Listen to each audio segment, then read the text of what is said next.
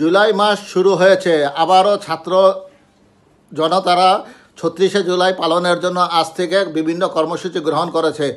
গত ২০২৪ সালের ১ জুলাই থেকে ফ্যাসিস্ট আওয়ামী লীগ সরকারের বিরুদ্ধে, বিশেষ করে শেখ হাসিনার বিরুদ্ধে গণ আন্দোলন শুরু করে প্রথমে ঢাকা বিশ্ববিদ্যালয় থেকে সাধারণ ছাত্রছাত্রীরা।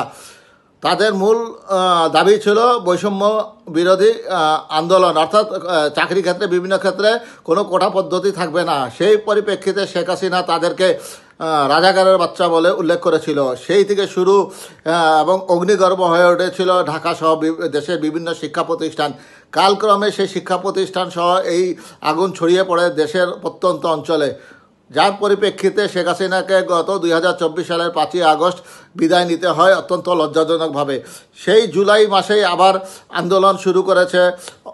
গত জুলাই আন্দোলনের অন্যতম সংগঠক নাহিদ ইসলাম, সার্জিস আলম, হাসনাত আবদুল্লাহ সহ আরও অনেকে।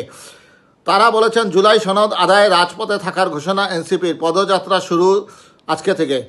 জুলাই ঘোষণাপত্র সনদ বাস্তবায়নের রাজপথে অনড় থাকার ঘোষণা দিয়েছে জাতীয় নাগরিক পার্টি এনসিপি। আগামী ৩রা আগস্ট ঢাকায় ছাত্র শ্রমিক জনতা নিয়ে পদযাত্রার মাধ্যমে রাজধানীর রাজপথ দখলের ঘোষণা দিয়েছে দলটি, অর্থাৎ ঢাকার পুরো রাজপথটি দখল করে নেবে এনসিপি। মঙ্গলবার ১ জুলাই গণ অভ্যুত্থানের বর্ষপূর্তি উপলক্ষে রংপুরের পীরগঞ্জে শহীদ আবু সাঈদের কবর জিয়ারতের পর এসব কথা বলেন এনসিপির অন্যতম আহ্বায়ক নাহিদ ইসলাম।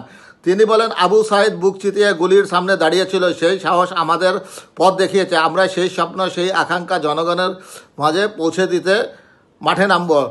সকালে পীরগঞ্জ উপজেলার বাবনপুরে শহীদ আবু সাঈদের সমাধিতে ফুল দিয়ে শ্রদ্ধা জানানোর মধ্য দিয়ে জুলাই পদযাত্রার আনুষ্ঠানিক সূচনা করে এনসিপির নেতাকর্মীরা।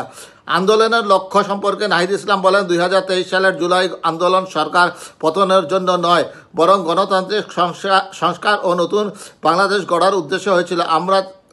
আমরা চাই জনগণের অংশগ্রহণে গণপরিষদ নির্বাচন হোক এবং তার মাধ্যমে রচিত হোক একটি নতুন সংবিধান। যতদিন পর্যন্ত জুলাই ঘোষণাপত্র বাস্তবায়ন না হবে ততদিন এনসিপি রাজপথে থাকবে। তিনি আরও বলেন, আবু সাঈদের রক্ত আত্মত্যাগী আমাদের অনুপ্রেরণা। এই কবরের পবিত্র মাটি আমাদের সাহস যোগায়। এখান থেকেই দেশের প্রতিটি অঞ্চলে পৌঁছাবে আমাদের জুলাই সনদ। আমরা মানুষের কণ্ঠে কণ্ঠে পৌঁছে দেব নতুন বাংলাদেশের প্রত্যাশা। এনসিপির সদস্য সচিব আখতার হোসেন বলেন, আমরা মৌলিক সংস্কার, গণহত্যার বিচার এবং গণপরিষদ নির্বাচনের মাধ্যমে একটি সত্যিকারের নতুন বাংলাদেশ গড়তে চাই। আবু সাঈদের কবরের পাশে দাঁড়িয়ে আমরা শপথ করেছি, এই সংগ্রাম চলবে যতদিন না বাংলাদেশ বাস্তবায়িত হয়।